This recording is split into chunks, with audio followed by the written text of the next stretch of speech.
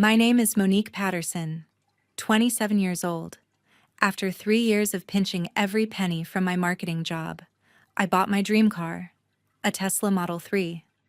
Then my younger sister borrowed it, claiming she needed it for a big client meeting. 5 hours later, I stood staring at my crumpled Tesla, its front end smashed into a pole in Irving, 25 miles from our home in Plano. She smirked, shoved $50 in my face, and said, "Idiot, take it and leave." My parents shrugged it off, saying, "It's just a joke." I stayed quiet. What I did next left them all stunned. That car wasn't just a ride. It was my proof of years grinding late nights, skipping dinners out, building a life I earned. But growing up in our suburban Dallas home, I was always the shadow. My sister, 4 years younger, could do no wrong. At 9, I spent weeks on an art project for school. She trashed it the night before it was due, giggling as my parents told me to redo it, saying, "She's just a kid. Monnique, be more careful." In high school, she took my new laptop without asking, spilled soda on it, frying the keys. I had to dip into my savings to fix it while my parents called it a shared lesson. When she threw a party that wrecked our living room, costing over $1,000, I got grounded too. Even though I was at a friend's house, I learned to keep my head down, work hard, aim for independence. While she partied with friends my parents bankrolled, I juggled 20-hour weeks at a local diner. Holding a 4.0 GPA, their pride for me was always a pat on the back. But for her, it was a parade.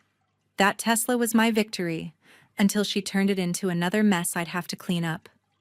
Before I dive deeper into this family betrayal, drop in the comments where you're watching from and what you'd do if someone wrecked your dream. Hit like, subscribe, and ring the bell for more real-life drama that'll make your family look like saints. As we got older, the pattern only got worse. In high school, I saved for months to buy a laptop for my projects. Brandy took it without asking one weekend, spilled coffee all over it during a sleepover, and ruined the hard drive. I confronted her, but Mom stepped in right away, saying it was an accident and we should share responsibility. Dad agreed, making me use half my savings to replace it while Brandy just apologized with a shrug.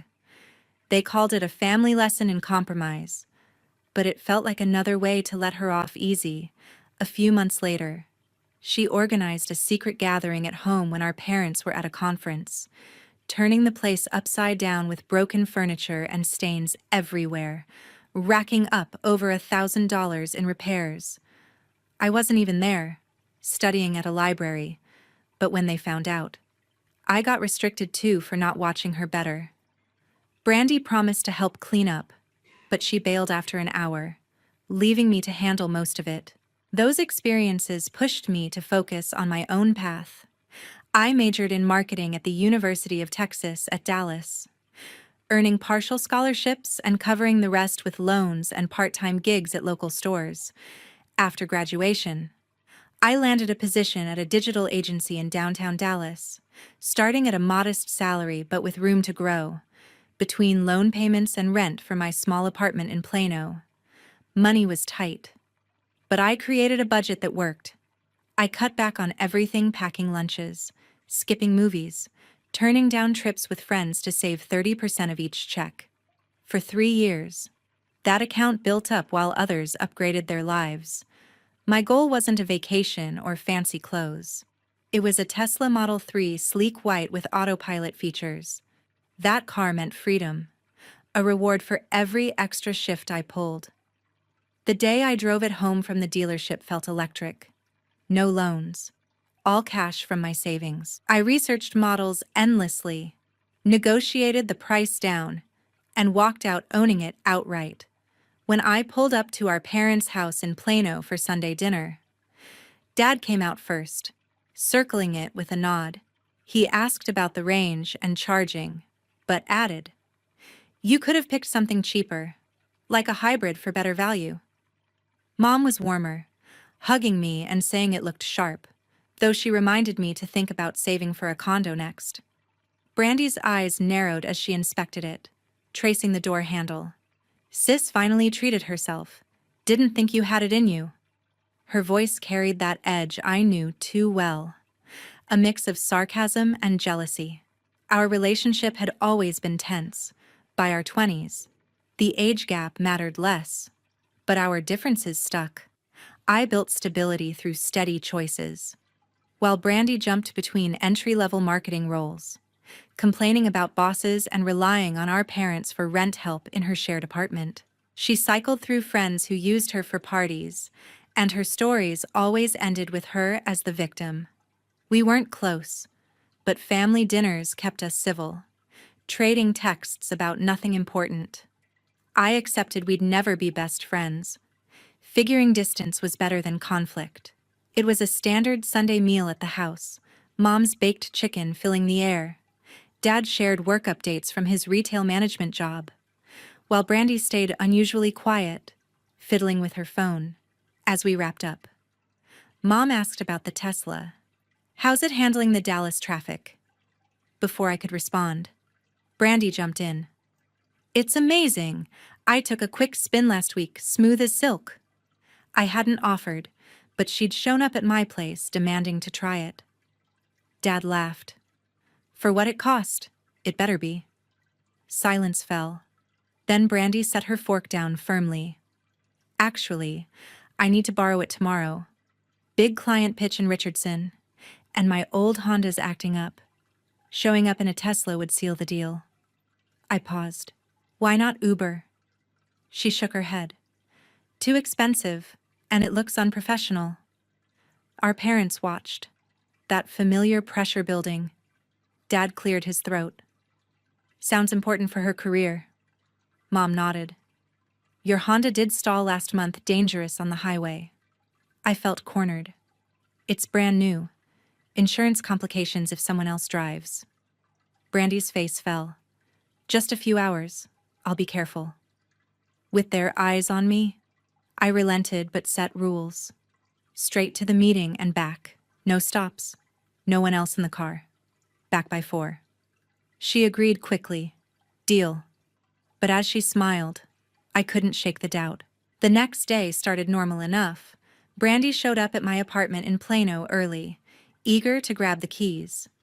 I walked her through the Tesla's controls again, reminding her of the autopilot sensitivity and charging port. "Straight to Richardson and back. No extras," I said firmly. She nodded, barely listening. "Got it, sis. Back by 4 with a full charge." As she drove off. That knot in my stomach tightened, but I pushed it aside and headed to work. I was in a client call when my phone buzzed repeatedly. 3 missed calls from Brandy. A text followed emergency. "Call now." My heart raced as I excused myself and dialed back. She picked up sobbing. "Monnique, there's been a crash. The Tesla, I'm sorry, but it wasn't my fault." "Are you okay?" I asked first, grabbing my bag. "I'm fine. Just rattled. But the car?" She gave an intersection in Irving, not Richardson. "Stay put. I'm coming." I ordered a ride-share, the trip taking about 25 minutes from downtown Dallas to the site, 25 miles out. When I arrived, the scene hit hard. My Tesla's front crushed against a utility pole. Bumper mangled, headlights gone, police lights flashed, an officer talking to Brandy as a tow truck waited. I spotted 3 others her age standing nearby, looking guilty. "What happened?" I demanded, approaching. The officer checked his notes. "Vehicle speeding in a 30 zone, lost control on a turn, hit the pole, driver cited for reckless operation." Brandy avoided my eyes. The meeting got pushed back, so I met friends for brunch. Didn't think it'd matter. "Friends in my car," I snapped, glancing at the group. She shifted. "Just a quick stop. The Tesla handle's differently too powerful for me." The officer mentioned no injuries but noted an open beer can found inside. Driver said it was a passenger's. My blood boiled. You had alcohol in there, Brandy defended. It was from last night, not mine. Relax. Her friends mumbled goodbyes and left. One saying, "We've got plans. Uber home or something." Brandy turned to me pleading, "Can you drive me back?" With what car? I shot back. We shared a ride in silence, her occasionally glancing my way. Halfway. She broke it. "Insurance will fix this. No big deal." When I didn't respond, she added with that familiar smirk, "Mom and Dad will smooth it. They always do." At her place. She pulled out her wallet, shoving $50 at me. "Idiot. Take it and leave. That covers gas or whatever." I pocketed it without a word, the ride fare hitting my card as she walked away. That evening, my phone rang. "Dad. Come over. We need to discuss this." I drove a rental to Plano, arriving to find them in the living room like a setup. Mom hugged me. "Such a scary day. Glad no one's hurt." Dad motioned to sit. Brandy explained everything. A simple mishap. Brandy sat between them, eyes puffy but composed. "She admits bending the rules with friends," Mom said. "But the crash was unavoidable. The road curved sharp." "Unavoidable," I repeated. She sped. "Had passengers. Alcohol in the car." Dad waved it off. "Young mistakes. Family forgives." Brandy chimed in. "I'm sorry." "Okay, what more do you want?" "Responsibility," I said. "Insurance might not cover fully because of her lies." Mom looked uneasy. "They will. Let's not blow this up." Dad's tone firmed. "It's just a joke gone wrong. Drop it for family's sake." I pushed back. "This isn't funny. She wrecked what I built." Brandy rolled her eyes. "Always so dramatic. Get over it." The meeting ended tense, them expecting me to cave like always. But as I left, my resolve hardened this time. I'd make them face it. The following morning brought clarity. I skipped my usual coffee run and dialed Tyrone, my insurance agent who'd set up the policy for the Tesla. We'd met through a networking event at the agency in downtown Dallas, and he'd walked me through coverage options months ago. "Monnique, what's going on?" he asked when I explained the crash. I laid out the basics, Brandy borrowing for a meeting. The wreck in Irving, passengers, the open beer can from the police notes. "Send me the report," he said. "I'll review it and call the claims department." I headed to the Irving police station next, picking up the multi-page document in person. The officer handed it over with a neutral nod. "Includes witness accounts and supplements." Back at my apartment, I spread everything on the kitchen table. The report detailed the Tesla speeding at 45 in a 30 zone, swerving before the impact. Witnesses described erratic driving, and the officer noted the alcohol container in plain view. Brandy had claimed it belonged to a friend, but no sobriety test was done since no one seemed impaired. Still, it painted a clear picture of recklessness. I scanned and emailed it to Tyrone, then followed up with a call. "This changes things," he admitted after reading. "Your policy has limits on permissive drivers, especially outside household, the violation of your agreement location, passengers. Careless citation could complicate approval." He paused. "Worst case. They deny the claim. Best. You pay the $1,000 deductible, and premiums jump." While waiting for his update, I dug deeper. One of Brandy's friends from the scene had posted a story on social media the night before, a quick video clip from inside the car before the crash. I found it through a mutual contact, showing Brandy laughing at the wheel, music blasting, a can visible in the cup holder, friends cheering her on as she accelerated. The timestamp matched the report.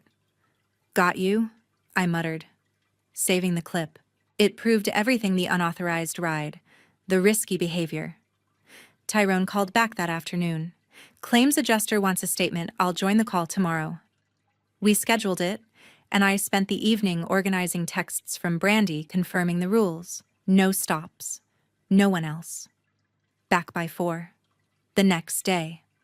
During the recorded interview, I detailed the agreement, her promises, and how she'd broken them.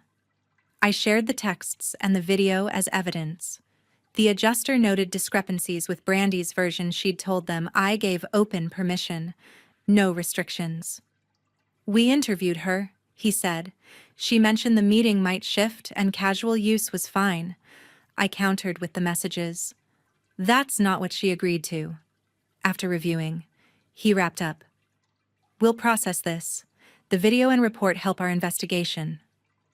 2 days later, Tyrone updated me. They approved under collision coverage, but with conditions. You handle the deductible and expect a premium hike about $700 a year for 3 years, based on the citation and factors.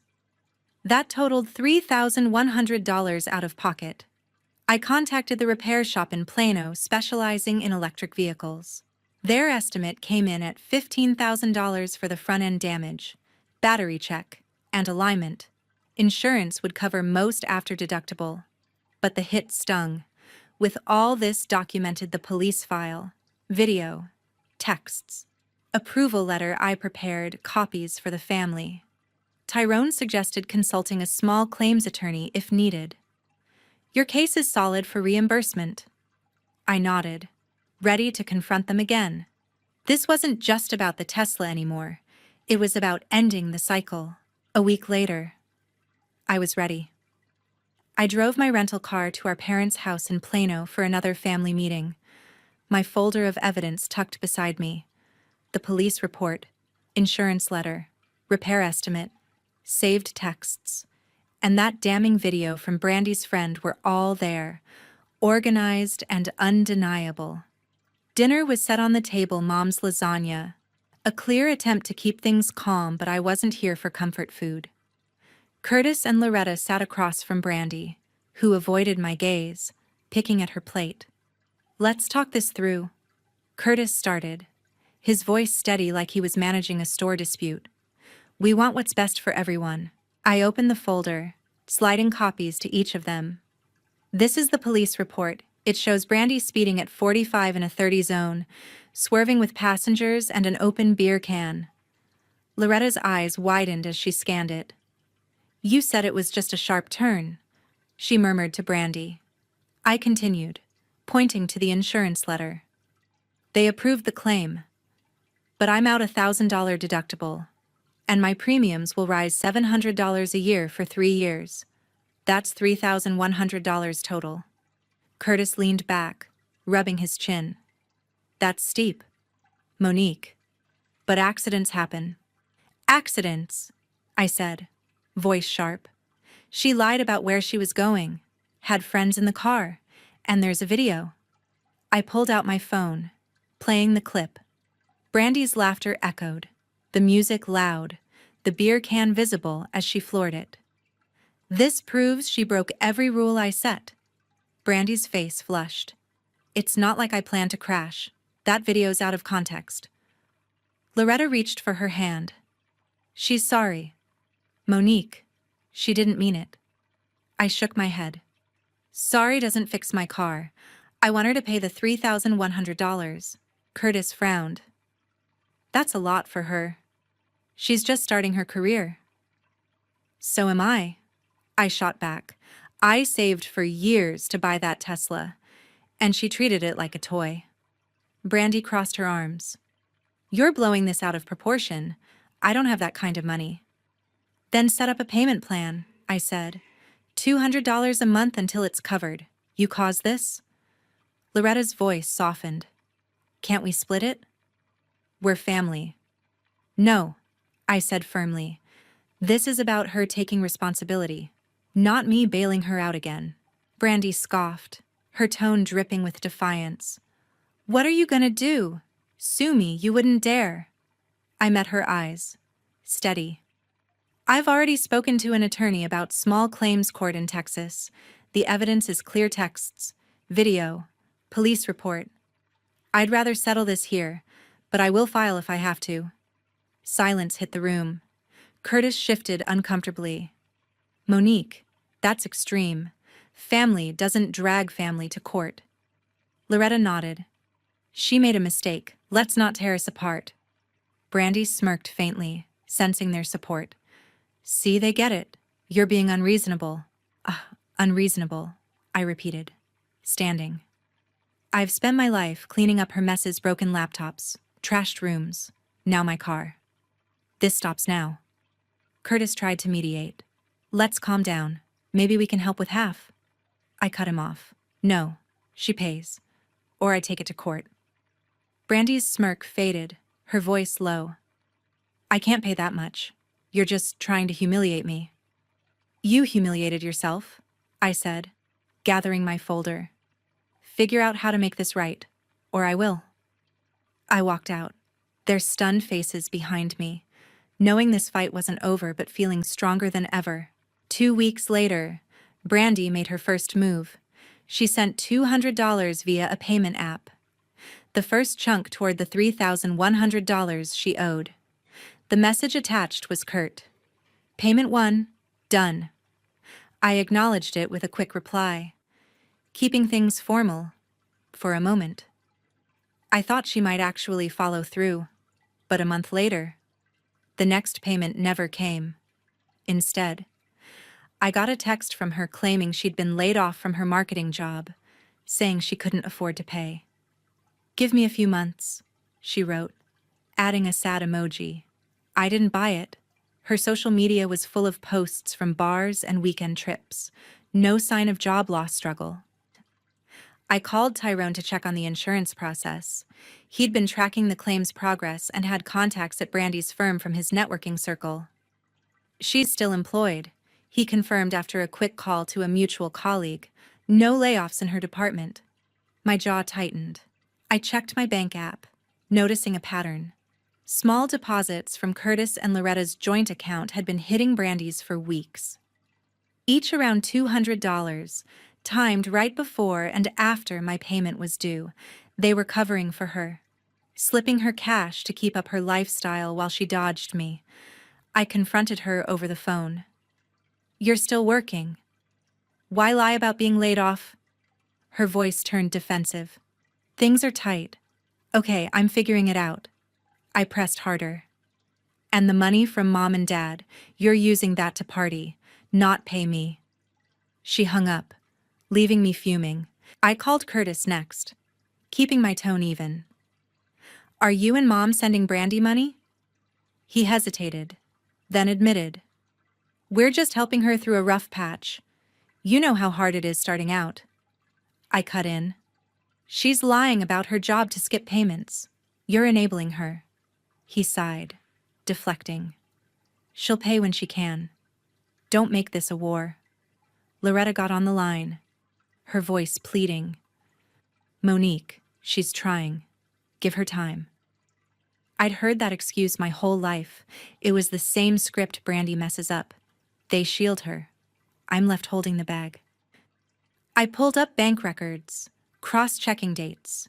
Their transfers matched every missed payment. Tyrone offered to dig deeper, pulling a statement from the insurance company showing Brandy had contacted them again, claiming I'd pressured her into a false statement. She was trying to shift blame, hoping to dodge liability entirely. That was the final straw. I sat at my desk, staring at my phone, their numbers glowing on the screen. Years of their favoritism flashed through my mind, every broken promise. Every time I paid for her mistakes, I wasn't their cleanup crew anymore. I blocked Brandy's number first, then Curtis and Loretta's. No more calls, no more texts. When Brandy tried reaching out through a friend's phone, whining about how unfair I was, I didn't respond. Curtis left a voicemail, his tone heavy. This isn't how family works. Monnique. I deleted it. Loretta sent an email, begging me to reconsider for the sake of unity. I marked it unread. Tyrone called a week later, updating me on the Tesla repairs, now nearly done. You're doing the right thing, he said. sensing my mood. Sometimes you gotta draw a line. I nodded, even though he couldn't see. Cutting them off wasn't easy, but it was necessary. My life wasn't theirs to control anymore. A year passed in silence. I settled into a new rhythm in Dallas. My repaired Tesla parked outside a modest one-bedroom apartment downtown. My marketing career took off after landing a contract with a local startup. Crafting campaigns for their eco-friendly products, the deal brought in $4,000 monthly, enough to cover rent, groceries, and small treats like weekend hikes in Cedar Hill, late nights at my desk, tweaking ad copy or pitching to clients. Felt like building something truly mine. I'd swapped coffee shop runs for a home espresso machine, my shelves lined with books and plants from local markets. Tyrone checked in occasionally, sharing updates on his own agency growth. "You're killing it," he said over coffee one day. His grin genuine. I smiled back, feeling lighter than ever. Word about Brandy trickled through mutual contacts. Her marketing job ended abruptly 6 months ago, fired for missing deadlines and showing up late. Habits her bosses couldn't ignore. She'd bounced between temp gigs, struggling to pay rent without our parents' help. Her social media went quiet. No more party posts or weekend getaways. I didn't reach out. Curtis and Loretta faced their own fallout. Supporting Brandy's lifestyle drained their savings, forcing them to sell their Plano house and move to a cramped rental in Garland. Neighbors whispered about their financial strain, their reputation as the perfect family fading. A colleague who knew them mentioned Curtis took extra shifts at the store, while Loretta started part-time bookkeeping to make ends meet. They tried contacting me once through a cousin, leaving a message about wanting to reconnect. I let it sit unanswered, my phone free of their numbers. The Tesla, now fixed, still gleamed white under the Texas sun, driving it through Dallas streets. I felt no lingering anger, just pride in what I'd earned. Every client meeting, every new project, was a step away from their chaos. I joined a local networking group, meeting entrepreneurs who valued my ideas.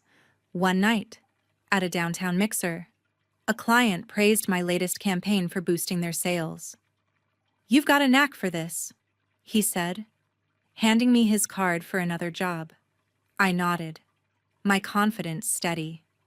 My apartment became a sanctuary, its walls covered with framed sketches from my first campaigns, a reminder of what I'd built alone.